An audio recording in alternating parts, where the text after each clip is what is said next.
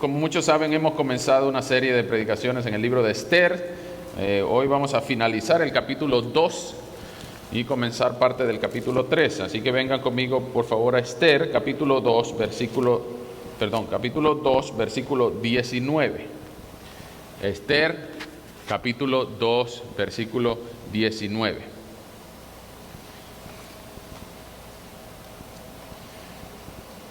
Vamos a leer hasta el 3:15 y vamos a ver que Jesús tuvo una mejor suerte. Ese es el título del sermón, pero vamos a ser introducidos aquí al concepto de la suerte. Pero vamos a notar un contraste entre Mardoqueo y Amán. Vamos a conocer hoy al malvado Amán. Pero la semana pasada conocimos a Mardoqueo, que era el primo mayor que adoptó a Esther, en la que se convirtió en reina, y ahora Mardoqueo está contrastado con Amán. Y vamos a notar en esta lectura que hay una amenaza, no solamente contra Mardoqueo, sino contra todo lo que Mardoqueo representa, es decir, el pueblo y la tradición judía. Esther, capítulo 2, versículo 19, hasta el capítulo 3, versículo 15. Yo lo voy a leer un poco rápido, pero usted me sigue por favor con su lectura. Dice así: Cuando se reunió a las doncellas por segunda vez, Mardoqueo estaba sentado a la puerta del rey. Y Esther no había dicho de qué nación ni de qué pueblo era, pues así se lo había ordenado Mardoqueo. Y es que Esther hacía lo que Mardoqueo le ordenaba, como cuando él la educaba. Por esos días, Bigtán y Teres, que eran eunucos del rey y guardianes de la puerta, se enojaron contra el rey Asuero y comenzaron a hacer planes contra él. Como Mardoqueo estaba sentado a la puerta del rey, se enteró de esos planes y se lo hizo saber a la reina Esther. Ella, a su vez, le comunicó al rey lo que Mardoqueo le había dicho.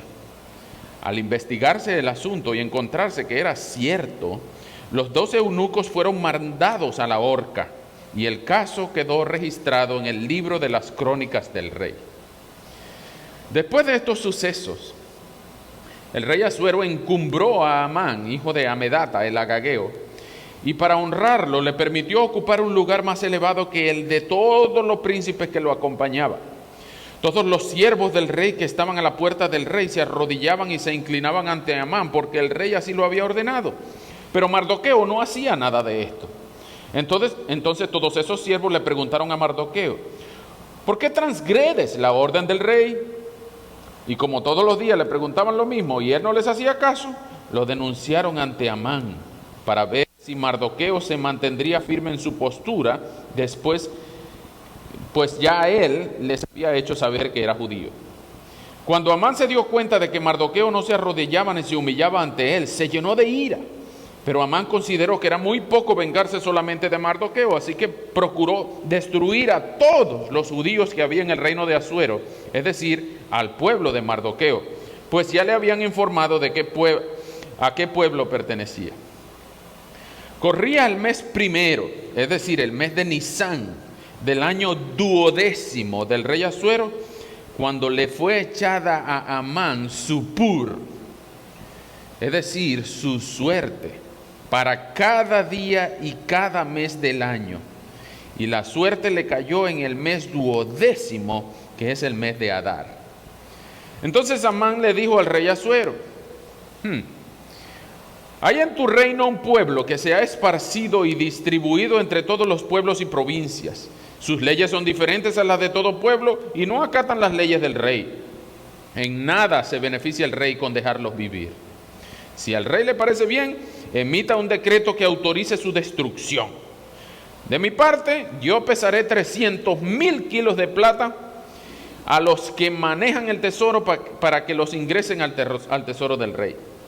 Y el rey se quitó su anillo y se lo dio a Amán, hijo de Amedata el agageo, que era enemigo de los judíos, y le dijo: puedes quedarte con la plata que me ofreces, y con ese pueblo puedes hacer lo que mejor te parezca.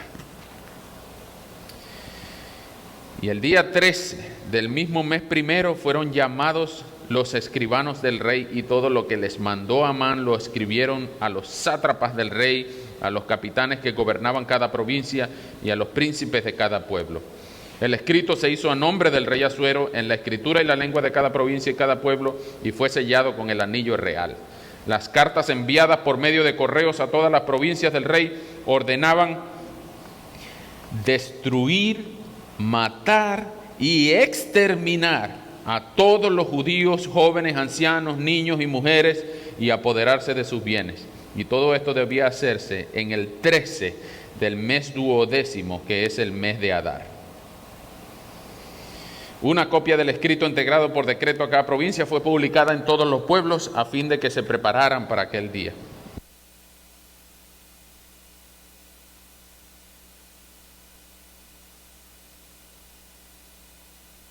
El rey y Amán se sentaron a beber. En la ciudad de Susa reinaba el desconcierto.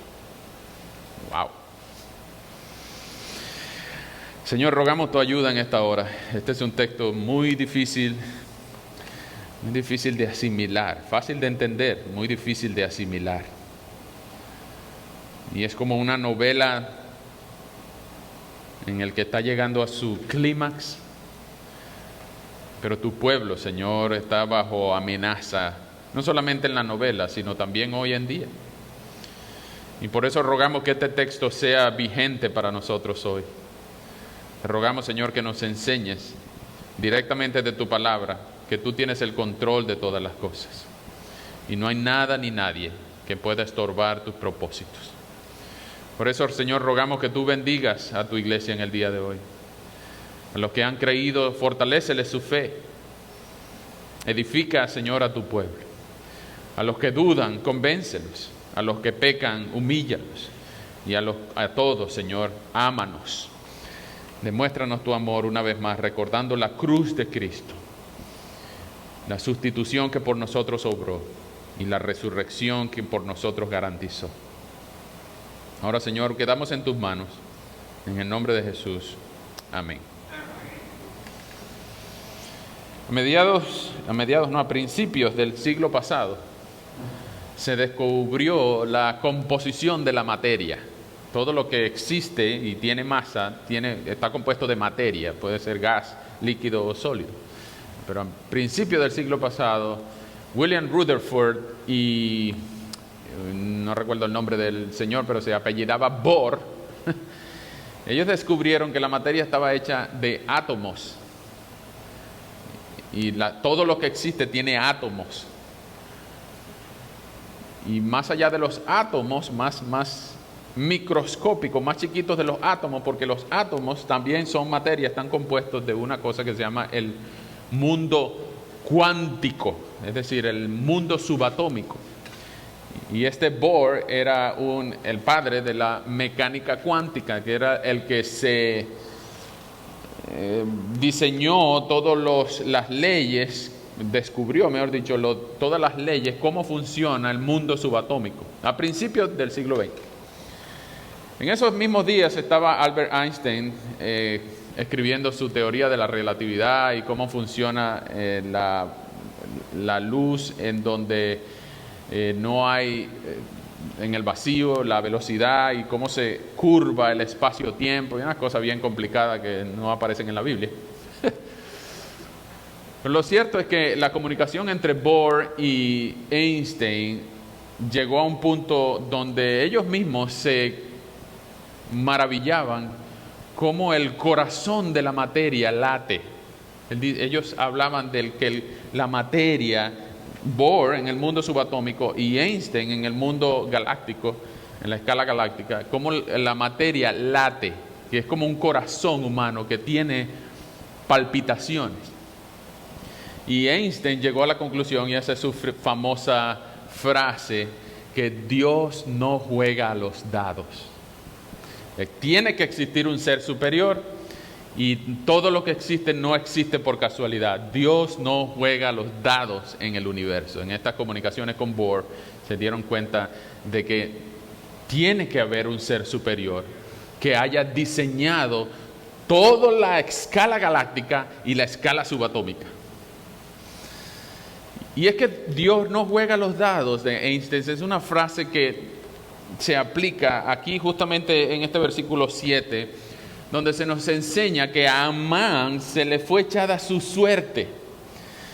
Y esto no estamos hablando de 3 palitos de diferente longitud. Saca el palito, el que saque el palito más corto, o no sé si en sus países jugaban, te ponían todos los piececitos y jugaban zapatico, cochinito, cambia tu piececito.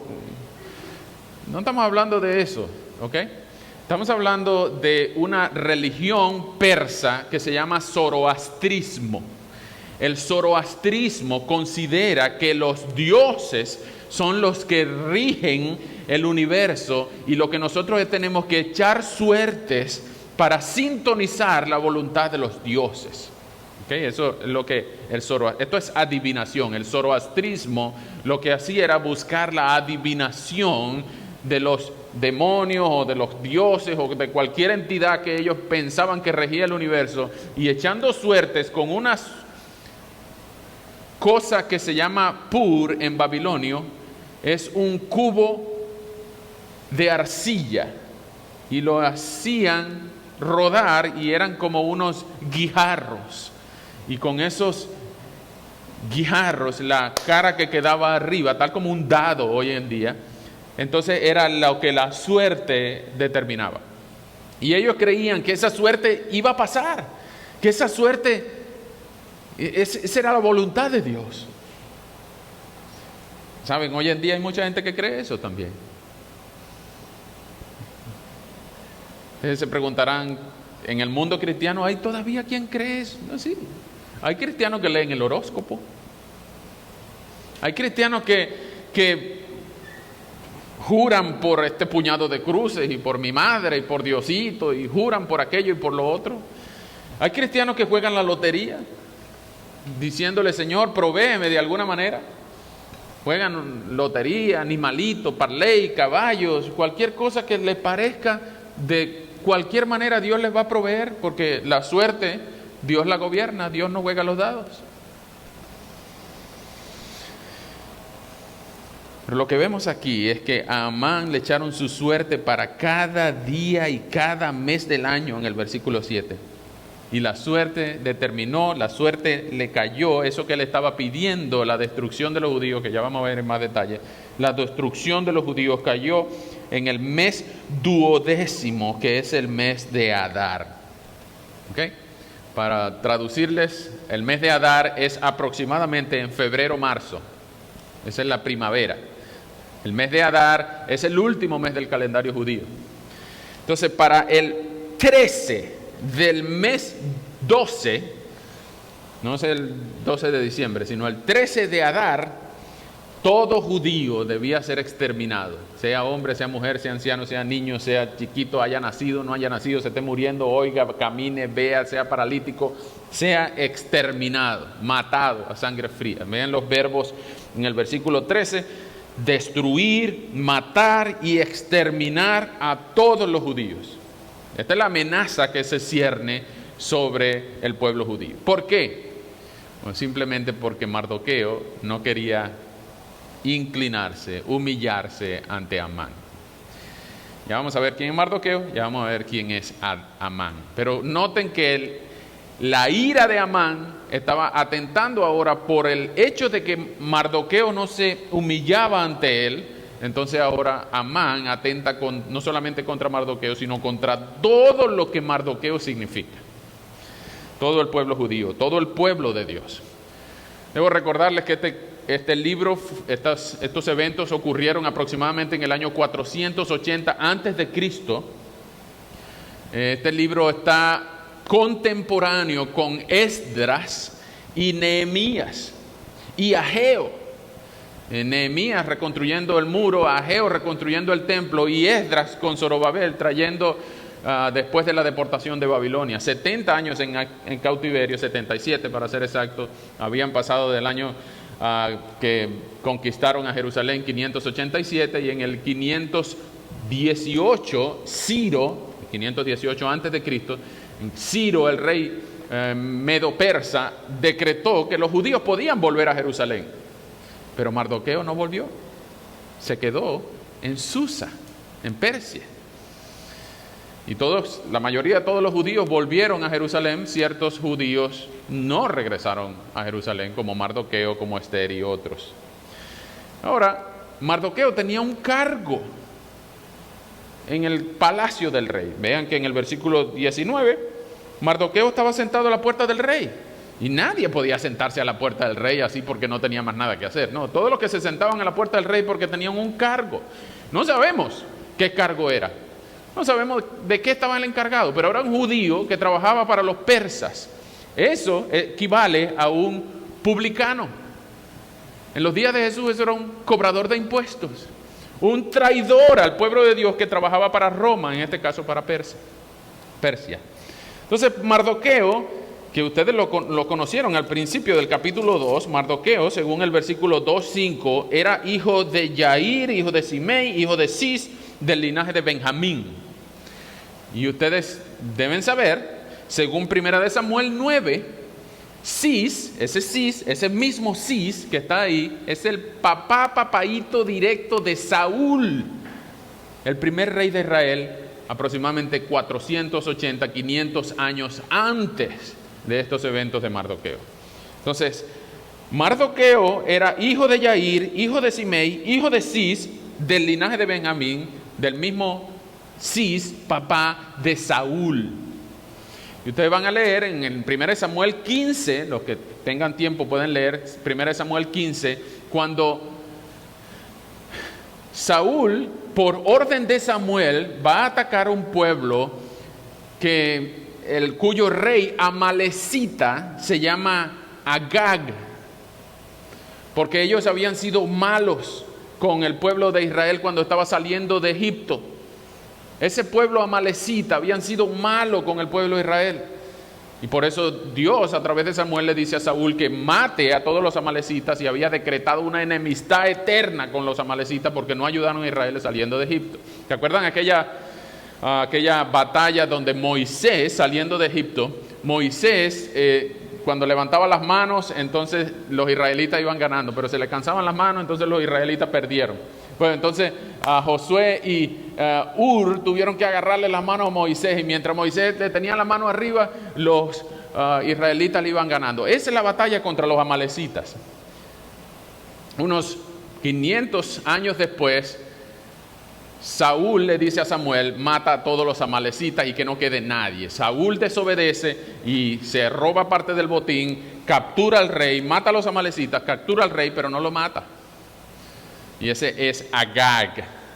Cuando Samuel lo ve, ustedes lean el capítulo 15 de 1 Samuel, es una cosa espeluznante.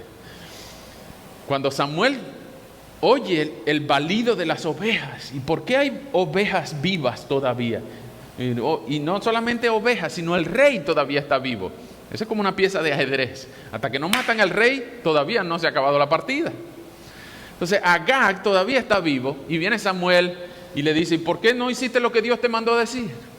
Dice: bueno, porque ya la guerra se acabó, ya ellos están vencidos, ya los amalecitas están derrotados.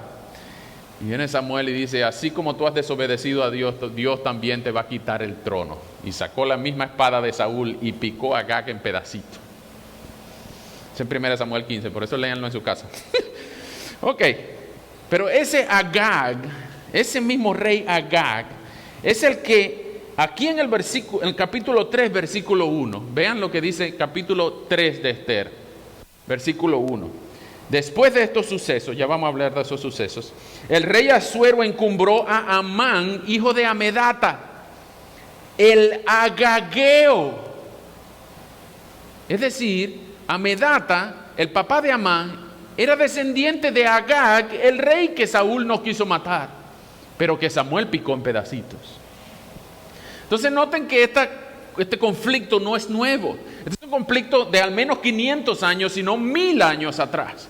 Y este odio de los amalecitas y los agagueos por los judíos es lo que justifica la ira de Amán, no solamente contra un hombre, sino contra un pueblo. Y ese es Amán, muy malo. Ya van a ver todo lo que hace, muy malo. Pero vemos que también Mardoqueo hizo algo, y yo les aconsejo que ustedes subrayen eso desde que el versículo 23. que Bigtán y Teres, en el versículo 21, que eran eunucos del rey, que estaban a la puerta del rey, ahí al lado de Mardoqueo. Ven que Mardoqueo en el versículo 19 estaba a la puerta del rey, Bigtán y Teres también estaban en la puerta del rey. Pero eran eunucos. Y uno puede conectar los puntos aquí. Bueno, el rey me contrató, me hizo eunuco, me puso a la puerta del rey, bueno, entonces yo lo voy a matar. Me hizo eunuco, yo lo voy a matar. Bigtán y Teres estaban planificando asesinar al rey. Esto es un magnicidio, tal como acaba de pasar en Haití. Esto es un magnicidio. Están planificando matar al monarca. Asuero era malo, era borracho, era un sinvergüenza, era un mujeriego, etcétera, pero era el rey. Y Bigtán y Teres querían asesinarlo. Ahora Mardoqueo tenía un dilema. Habiendo oído este complot ahí a la puerta del rey, bueno, ¿qué hago ahora? Pues si van a matar al rey, posiblemente también maten a Esther. Entonces el rey, Mardoqueo, tenía el dilema de ayudar al rey porque también estaba ayudando a Esther, o como cualquiera de nosotros ante el peligro de otro, y mejor nos callamos y no nos metemos en ese problema porque después van a decir, bueno, es su opinión contra mi opinión, mejor no digo nada. O el dilema también de hacer algo bueno por alguien malo. Hacer algo bueno, salvarle la vida al que te robó a tu hija y hizo lo que hizo. A pesar de que Esther haya llegado a ser reina, ¿qué hubiera pasado si no hubiera llegado a ser reina?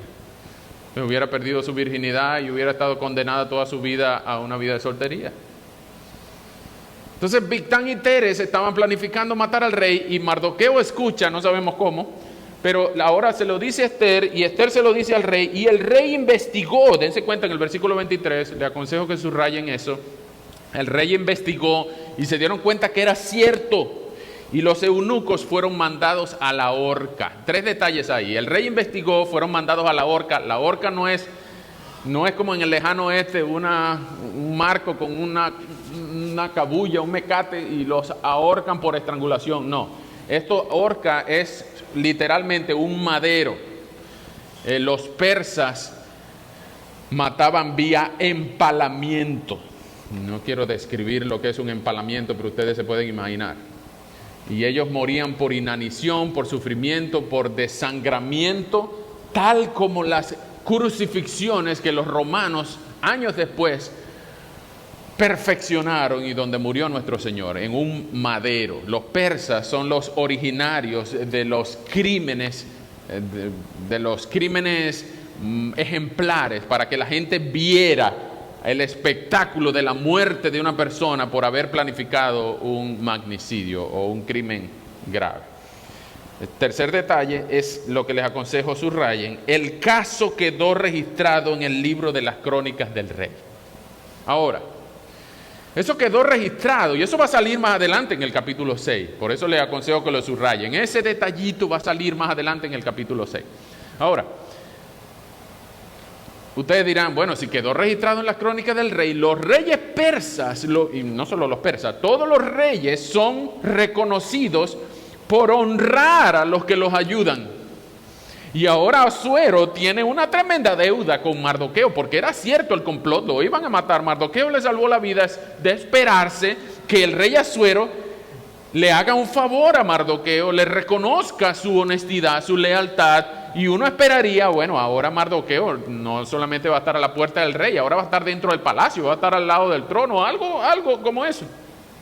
Es decir, que lo promuevan, que le den un ascenso, pero no. Eso quedó así. Y no pasó nada con Mardoqueo. Más bien lo contrario. Noten el contraste del final del 2 con el principio del 3. Después de estos sucesos, Asuero encumbró a Mardoqueo. No, a Mardoqueo no, a Amán. Bueno, no era Mardoqueo que le había salvado la vida, sí, pero ahora no se dice por qué. Asuero encumbró, elevó, promocionó, ascendió a Amán. Qué contradictorio. Debía haber sido a Mardoqueo. Pero no, encumbró fue Amán, hijo de Amedata, el agageo, el enemigo de los judíos. El enemigo de los judíos. Y no solamente eso, sino que el versículo 1 del capítulo 3 sigue diciendo que le permitió ocupar un lugar más elevado que el de todos los príncipes. Es decir, ahora Amán era el primer ministro de Susa, de todo el imperio persa. Era el vicepresidente, el visir, el virrey, como ustedes quieran poner. ¿Okay? Amán era el segundo a bordo. No solamente eso, sino que se ordenó, el versículo 2, que todos los siervos de Asuero también se inclinaran ante Amán. Y esto no es un simple saludo, como cuando pasa un general, todos los soldaditos tienen que saludar el uniforme. O esto no es como cuando alguien va a visitar a la reina de Inglaterra, que uno tiene que usted sabe, hacer la cortesía de saludar por la investidura.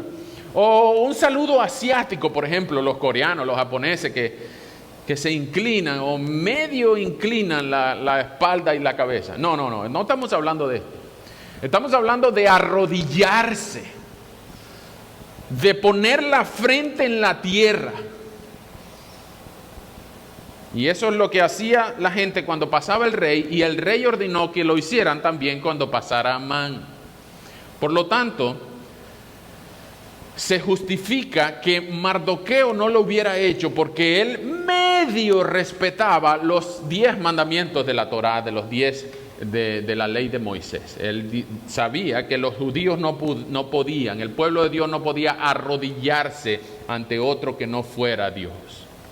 Por eso Mardoqueo no se arrodillaba ante Amán. Y digo medio obedecía porque él estaba en el palacio de un gentil, estaba en un lugar que no era Jerusalén cuando él podía volver. Él también permitió que Esther fuera arrancada de sus brazos adoptivos. Y también había comulgado con Persia en muchas comidas, bebidas, bailes, fiestas. Mardoqueo no debía estar ahí, él debía estar en Jerusalén. Pero no se arrodillaba ante Amán.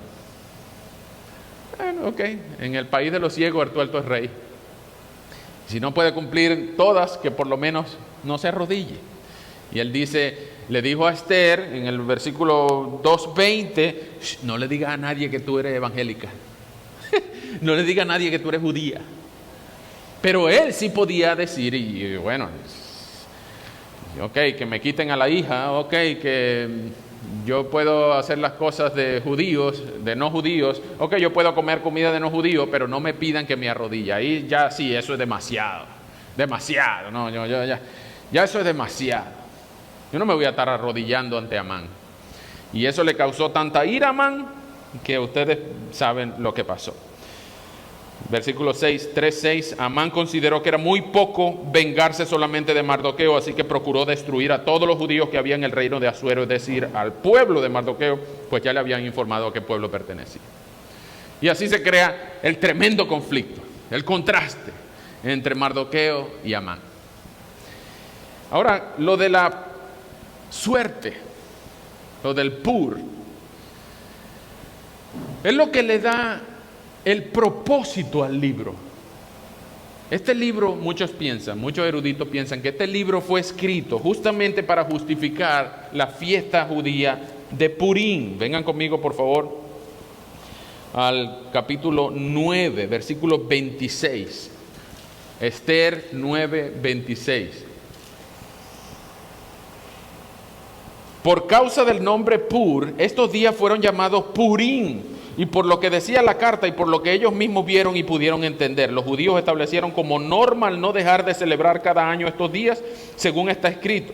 Esta norma regiría sobre todos sus descendientes y allegados, y estos días serían recordados y celebrados por todas las generaciones, familias, provincias y ciudades.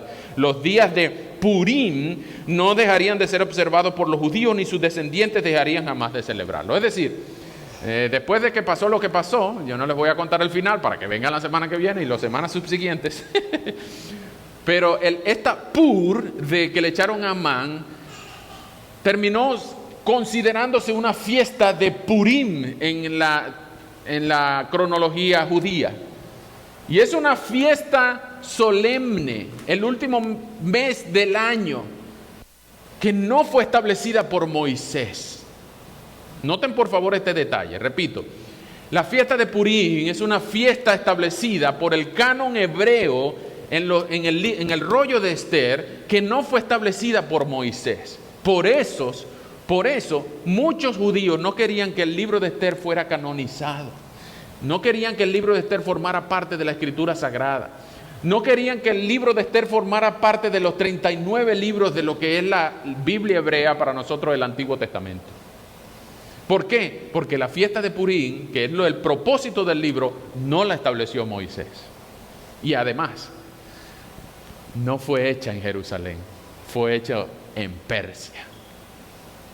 Entonces, esta desviación de los tiempos del silencio intertestamentario de 400 años antes de Cristo fue lo que dio origen a muchas desviaciones del pueblo de Dios. Se crearon los fariseos, se crearon las sinagogas, se creó el Pentateuco samaritano, se crearon los esenios, se creó un montón de cosas que no están en el Antiguo Testamento.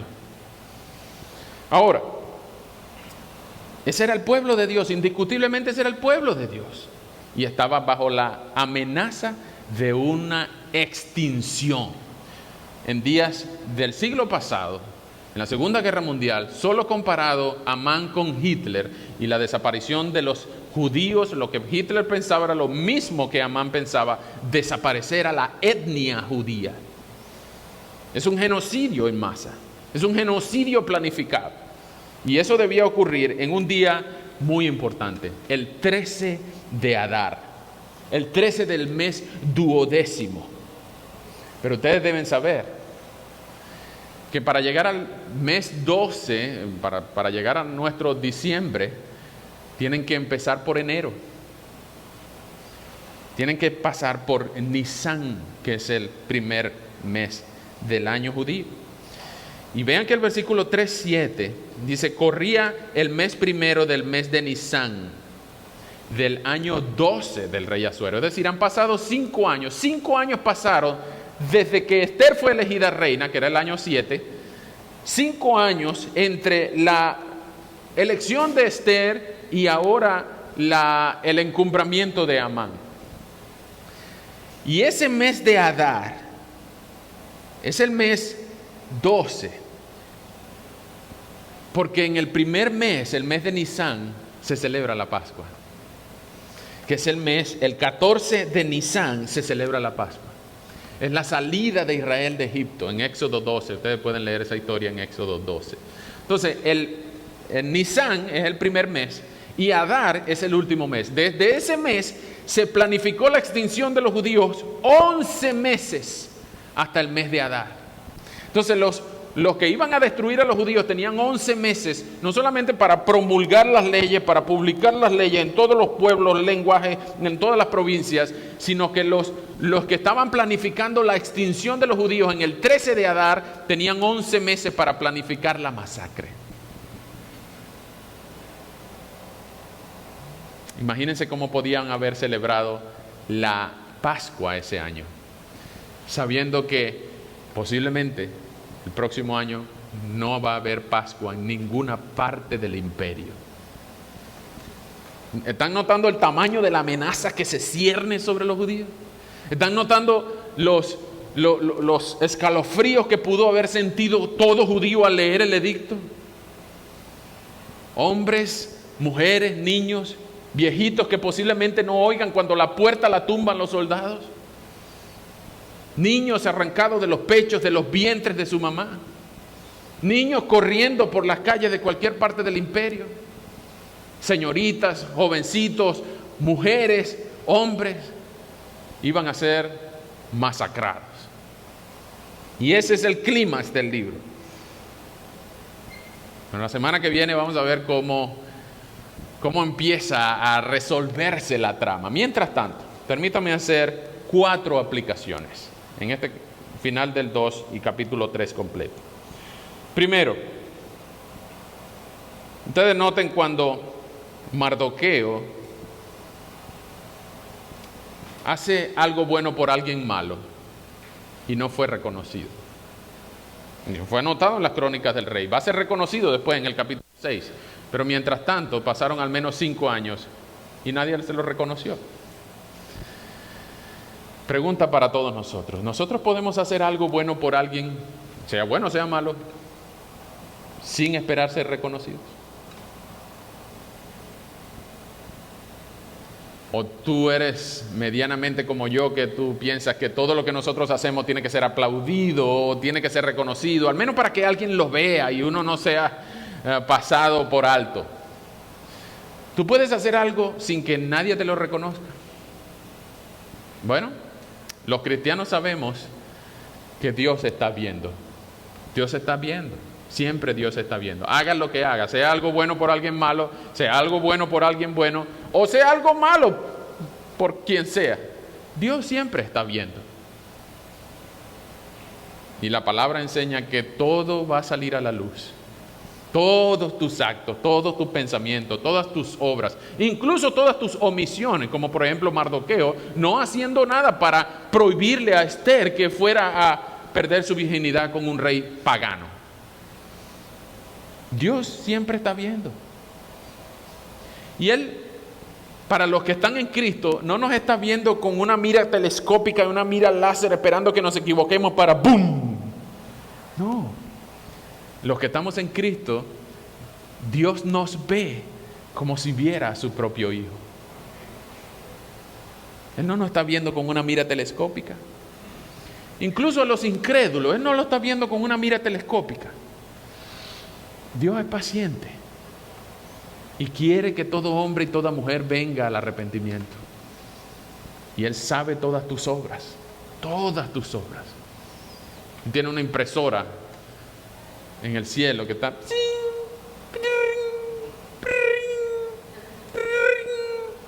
Todas tus obras. Es un factor común en las cartas del Apocalipsis. En capítulo 2 y capítulo 3, ustedes leen las cartas del Apocalipsis, todas dicen: yo conozco tus obras, yo conozco tus obras, yo conozco tus obras, yo conozco tus obras. Dios conoce tus obras. Tú puedes hacer algo bueno por alguien malo sin esperar ser reconocido, sin esperar un aplauso, sin esperar nada a cambio. Dios conoce tus obras. Segundo, ¿cómo controlas tu ira? Dense cuenta que Amán explotó en ira por el solo hecho de que un solo hombrecito, todos los demás millones de siervos del rey se arrodillaban ante él, pero un solo hombrecito, un solo detalle explotó en ira y lo hizo saltar todas las leyes humanitarias, incluso al punto de atentar contra millones de personas y programar una extinción masiva. Esto es un ataque de ira. Muchas personas están en la cárcel por un ataque de ira. Muchas buenas personas están en la cárcel por un ataque de ira. ¿Cómo controlas tú tu ira? Cuando hay personas que, bueno, nadie se te va a arrodillar, pero hay personas que no te van a dar la razón. Hay personas que no van a estar de acuerdo contigo. Hay personas que no necesariamente van a coincidir contigo. ¿Cómo controlas tú esa situación? Tú eres de los que explotan en gritos, incluso en la casa, en golpear las cosas, o en pensar que porque tirar una puerta, entonces ahora sí te van a dar la razón. Este Amán ahora tenía el anillo del rey. El anillo del rey era el poder del fiscal. Eso era, antes no había lapiceros para firmar documentos importantes. Hoy nosotros firmamos incluso hasta por internet. Pero antes las cosas oficiales se firmaban con un anillo en cera. Y ese anillo era el único. Y nadie más tenía el anillo sino el rey. Bueno, el rey se lo dio a Amán. Y Amán ahora podía tener plenos poderes. Era el rey en potencia, el segundo a bordo. Pero no podía manejar su ira. ¿Cómo controlas tu ira? Tu manera de hablar, ¿cómo es ante una persona que no está de acuerdo contigo? Yo espero que nosotros no seamos airados, no seamos rápidos para airarnos, sino lentos para la ira. No somos rápidos para hablar, seamos rápidos para oír. Tercero, en el versículo 2:23. Ustedes noten el contraste entre el 2:23 y el 3:10.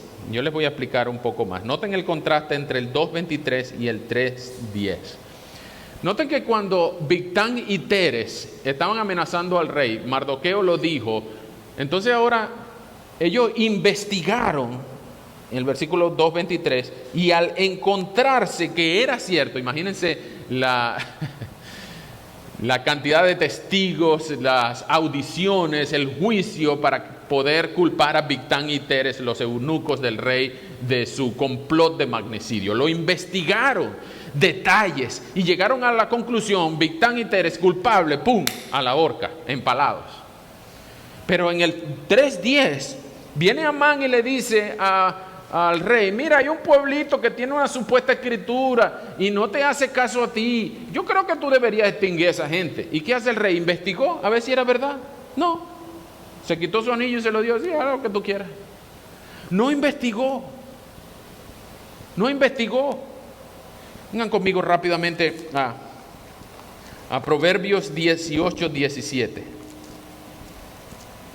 ¿Qué tan rápido eres tú para tomar una decisión sin haber considerado las dos partes de la historia?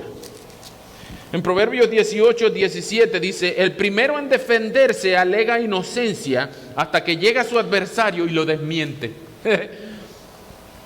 Repito, el primero en defenderse alega inocencia hasta que llega su adversario y lo desmiente. Es decir, uno siempre va a ser el villano de la historia contada por nuestro enemigo. Igual en una pelea en la casa, igual en una pelea en el trabajo, en una discusión en la calle. Cuando uno va y uno cuenta el lado de la historia de uno. Pero cuando a ti te traigan una historia, una discusión entre marido y mujer, una consejería, un problema, un debate, acostúmbrate a investigar, a oír los dos lados de la campana, a oír las dos versiones. Porque tú no debes parcializarte por un solo lado. Tú tienes que oír las dos versiones. Y es muy importante que no hagamos como el rey Asuero: sí, toma mi anillo, haz lo que tú quieras. Y dense cuenta, 300,000 kilos de plata. ¿Ustedes saben cuánto es eso? 300,000 kilos de plata. Es decir, si 1,000 kilos son una tonelada, 300 toneladas de plata. Esto es un soborno que Amán está haciéndole al rey. Algunos dicen que el rey dijo: no me dejes eso, no te preocupes, guarda tu plata. Algunos dicen, por lo que después más adelante, creo que en el 4:7 Mardoqueo afirma, algunos dicen que el rey aceptó el soborno de Amán, pero ese rey no necesitaba plata. Él había hecho una tremenda fiesta de 6 meses, barra libre, había invitado a medio mundo, tiene 2 palacios, uno para invierno y uno para verano, tenía más de 2,000 mujeres, un hombre que no necesitaba 300,000 simples kilos de plata. Si lo aceptó el soborno o no aceptó el soborno, igual no investigó la acusación de Amán a ver si él podía en buena conciencia firmarlo con su anillo. Más bien le delegó la responsabilidad de la vida de otro a una persona inescrupulosa. Nosotros no debemos imitar ni a Amán ni a Asuero en este caso. Nosotros debemos investigar. Así como hizo Asuero con Bigtán y Teres, debemos investigar. Ok, tú me estás trayendo este chisme de fulanito de tal que yo quiero mucho. Yo le puedo ir a preguntar que tú me dijiste esto y esto y esto y esto. No, hermano, no le diga. Entonces, ¿para qué tú me lo estás diciendo a mí? Si yo no puedo investigar lo que tú me estás diciendo y voy a escuchar la opinión del otro, ¿para qué tú me estás ensuciando, descargando tu basura en mi oído? ¿Tú crees que yo soy un basurero tuyo o qué? La investigación, tenemos que acostumbrarnos, ok, decir: muy bien, gracias por considerar importante contarme esto, pero tú tienes que entender que yo tengo que hablar con esta otra parte. Y yo quiero hablar contigo. Y eso no es lo que dice Mateo 18. Que vayamos uno a uno y le digamos, y después con 2 o 3 testigos, porque en boca de 2 o 3 testigos conte toda palabra. Y si no te hace caso a ti, dilo a la iglesia. Y si a la iglesia tampoco le hace caso, entonces tenlo como gentil y publicano. Expúlsenlo de la iglesia. Eso es lo tercero. Y lo cuarto, hermanos, De la suerte. Nuestras vidas, tal como decía Einstein, Dios nos juega los dados. Nuestra vida no está determinada por la suerte. Nosotros los cristianos no creemos en la suerte. No creemos en casualidades. Nosotros no jugamos la lotería porque no porque sea pecado jugar la lotería. Es pecado poner en riesgo el sustento de nuestra familia. En ninguna parte de la Biblia ustedes van a encontrar: no jugaréis lotería, no jugaréis caballo, no jugaréis a los dados. No. Cada vez que ustedes digan que algo es pecado es porque hay un versículo que lo condena, ¿ok? No digan que usar corbata amarilla es pecado. ¿Pero y dónde dice eso? ¿No será tu opinión? Pero en el caso de la suerte, jugar lotería, jugar caballo, jugar todo ese tipo de suertes, nosotros no creemos en la suerte. No es porque Dios no pueda usar la suerte para gobernarlo. Es porque la Biblia enseña que Dios tiene control de todas las cosas. Dios tiene control de cada relámpago. Con todo lo inestable que puede ser un relámpago, Dios tiene control en qué milímetro cuadrado va a caer cada relámpago. Dios tiene control de todas las cosas. Aquellos que oran diciendo: Señor, toma control de esta situación, es porque no conocen al Dios de los cielos. Dios tiene control de todas las cosas, todas las cosas. Y en Romanos 8 se nos garantiza que todas las cosas ayudan al bien de los que a Dios aman. Así que nuestra vida no está gobernada por la suerte. Nosotros no somos zoroastristas que creen en la adivinación. No creemos en los viajes astrales. No creemos en la separación del cuerpo y el alma. No creemos en las cartas astrales. No creemos en que la vida la gobiernan seres aparte de Dios. No creemos en que los cristianos puedan ser poseídos. No creemos en que los demonios ni los ángeles pueden trastornar la voluntad de Dios. Nadie tiene el poder posible, nadie tiene el poder necesario para trastornar la voluntad de Dios. Y ustedes dirán: ok, y eso quiere decir que todo entonces está predeterminado, que nosotros somos unos títeres, unas marionetas del Dios de los cielos, y que el Dios es un titiritero que no permite a nosotros, seres racionales, tengan decisiones morales y decisiones que produzcan cambios en nuestra vida. Ciertamente nosotros tenemos albedrío, y tenemos un albedrío diseñado y controlado solo por el consejo de nuestra voluntad, de lo que sabemos, de lo que tememos, de lo que admiramos. Lo que pasa es que ese libre albedrío, ese albedrío no es libre salvíficamente para elegir a Dios sin que Dios intervenga primero. Nuestro libre albedrío no es libre. Decía Lutero en su libro de la esclavitud de la voluntad que el albedrío humano está contaminado por el germen del pecado. Nuestro albedrío no es libre, pero no existe tal cosa como la suerte, la casualidad, los accidentes. No, nosotros podemos confiar en que Dios gobierna toda nuestra vida, incluso a pesar de nuestras decisiones. Y cuando Él quiere que algo pase en nuestra vida, Él nos hace desearlo. Él nos hace producirlo con nuestras decisiones, pero que nuestras decisiones son movidas inexplicablemente por el albedrío de su voluntad. Es un poquito complicado de entender, pero déjenme ilustrarlo con una escena. Perdónenme que en estas escenas tan violentas meta otra escena más violenta todavía. La segunda edición de Robocop. Todos ustedes tienen edad para saber quién era Robocop. En los años 80, aquella película de Robocop, ahora recientemente la volvieron a hacer. Un supuesto hombre que quedó clínicamente desahuciado y solamente se le aprovechó el brazo, una pierna y el cerebro. Todo lo demás es biomecánica. Entonces lo construyeron en un policía, un super policía que lo llamaron Robocop. ¿Ok? Y entonces cuando lo estaban programando, el dueño le dijo: ponlo más violento. Y ese disparaba, pero con una precisión increíble. Y no fallaba. Todo el que disparaba le pegaba. Pero el programador le puso un ingrediente que se llama albedrío, arbitrium. Y mientras le daban más arbitrium, el programador, el dueño decía, wow, parece que lo está disfrutando. Porque el Robocop estaba matando y estaba dándole vuelta a la pistola y matando y saltando. Y el dueño dice, parece que lo está disfrutando. Él piensa que es libre. Y el programador le dice, él está programado para pensar que es libre. Igual nosotros no estamos predeterminados sin el consejo de la voluntad de Dios. Pero nosotros estamos programados para pensar que somos libres. Tú estás aquí no porque tú elegiste a Dios, sino porque Dios se enamoró de ti.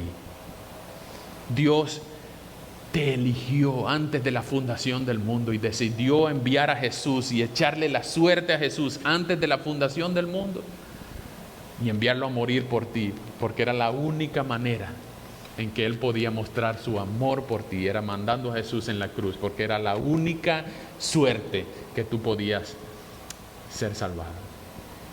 ¿Cómo sabemos eso? Si vengan conmigo, por favor, a Hechos 2.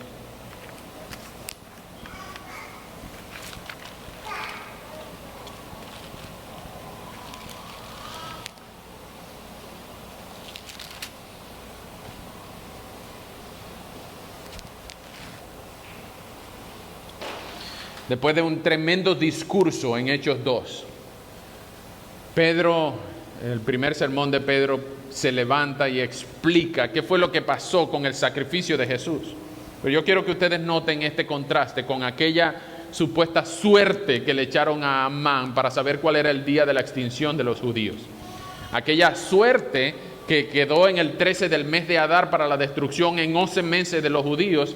Vean lo que la suerte, el predeterminado consejo que vamos a leer aquí, que fue lo que pasó con Jesús. Vengan conmigo, Hechos 2. Vamos a leer desde el 29 en adelante. Hechos 2, 29. Varones hermanos, podemos afirmar sin temor a equivocarnos que nuestro patriarca David murió y fue sepultado y que hoy sabemos... No, perdón, ese no es el varones hermanos, es el 22. Varones israelitas. Hechos 2, 22. Varones israelitas, escuchen mis palabras.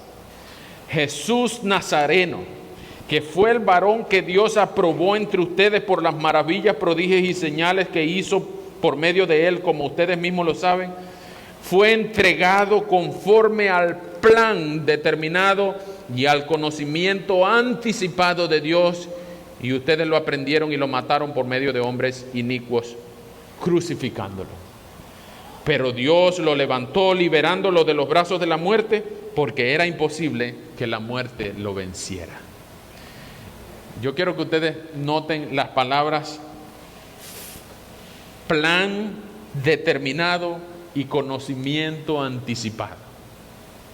Esto no es suerte, esto es un plan.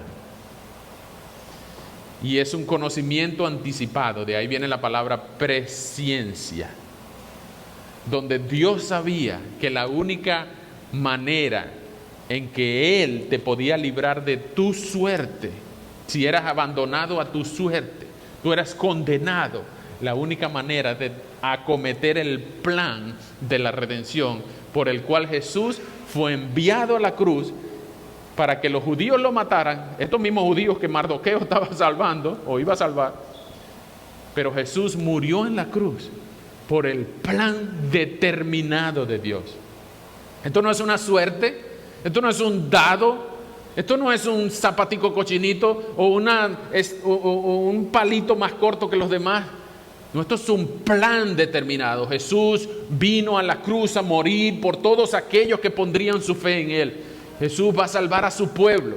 Jesús es mucho, mucho más que Mardoqueo salvando a los judíos, mucho más que Esther salvando a los judíos ante una amenaza de extinción mayor que la que Amán le estaba dando a los judíos. todos los seres humanos, no solo los judíos, todos los seres humanos están condenados a muerte por el germen del pecado. Y si no vienen a Cristo en arrepentimiento y fe, pues están condenados a una peor suerte que la que Amán le estaba ofreciendo a los judíos por genocidio. ¿Se están dando cuenta del plan de Dios? Pero de que Dios puede o no puede usar la suerte. Lo que sí sabemos es que Dios controla todas las cosas y que Dios no se equivoca, que no hay tragedia en nuestras vidas que esté fuera del control de Dios. No hay esta enfermedad en nuestra vida que no esté bajo el control de Dios. No hay accidentes, no hay casualidades, no hay debilidades, no hay por si acaso. Porque nosotros estamos en las manos de Dios, estamos en el hueco de sus manos y Él no nos puede sacar de ahí. ¿Quién nos puede arrebatar del amor de Dios? No hay suerte que pueda sacarnos del amor de Dios. Y si nosotros podemos vivir con la convicción de que Él controla mi vida, pues yo puedo levantar mi rostro en medio de una tragedia, secarme las lágrimas, recibir biopsias positivas. Puedo saber que me van a operar cualquier día y que no me voy a morir ningún día que Dios no lo haya pensado ya. No hay tragedia para los hijos de Dios. Sí, es verdad, hay lágrimas, hay dolor, hay sufrimiento, pero todo Dios lo usa para nuestra santificación. A pesar de nuestras decisiones tontas, Dios también usa cada decisión para acometer su voluntad. Así que les animo, hermanos, a no confiar en la suerte, a no andar leyendo el horóscopo, a no andar buscando opciones, a decir, bueno, si eso fue lo que pasó, eso era la voluntad de Dios. No, es que lo que pasó es lo mejor para ti. Porque para Dios no hay suerte, Dios controla todas las cosas. Y lo que pasó con los judíos ante la amenaza de la extinción, del genocidio en el 13 del mes de Adar, se lo vamos a contar en las próximas semanas para que ustedes vengan y no se pierdan el desenlace de la redención tras bastidores que Dios está haciendo aquí. A pesar de que Él no es nombrado, Él usa todas las tragedias para acometer su voluntad y no dejarnos a la suerte. ¿Está bien? Vamos a orar. Señor, muchas gracias por tu palabra. Gracias por la bendición que tenemos de poder leerla y comprender que esta novela tiene raíces en aquellas personas que piensan que la vida está gobernada por la suerte. Pero nosotros creemos que tú eres un Dios soberano, que la providencia del Señor nos alcanza a cada segundo, que tu amor se extiende mucho más allá de las tragedias, de los accidentes, de las dificultades que tengamos, que no hay nada ni nadie, no hay ni un poder en el universo que pueda sacarnos de tu mano. Y por eso, Señor, nosotros queremos confiar en ti. Siempre, en los días bonitos, en los días alegres, en los días tristes, en los días grises. Y Señor, haciendo esto, rogamos que podamos confiar cada vez más en ti, que podamos reconocer entre nosotros que no hay suerte que valga cuando estamos en las manos del Dios soberano. Y a ti la gloria, a ti el honor. Pero tampoco es una suerte que estemos aquí oyendo tu palabra. Sabemos que tú has estado persiguiendo nuestro corazón por siglos y que tú has hecho mucha gente antes que nosotros. Tú has hecho que pasen eventos antes del día de hoy. Tú has hecho que las circunstancias nos lleven a este día para que podamos amarte, que podamos salir de aquí reconociendo que no hay suerte que pueda con tu providencia. No hay suerte que pueda con tu providencia. Por eso, Señor, rogamos que tú nos enseñes cada día, que tú tienes control de todas las cosas. Tú siempre trabajas para nuestro bienestar y para la gloria de tu santo nombre. Es por eso que oramos. Es por eso que te amamos. Y es por eso que rogamos, Señor, que siempre nos bendigas con tu palabra. En el nombre de Jesús. Amén. Que Dios les bendiga.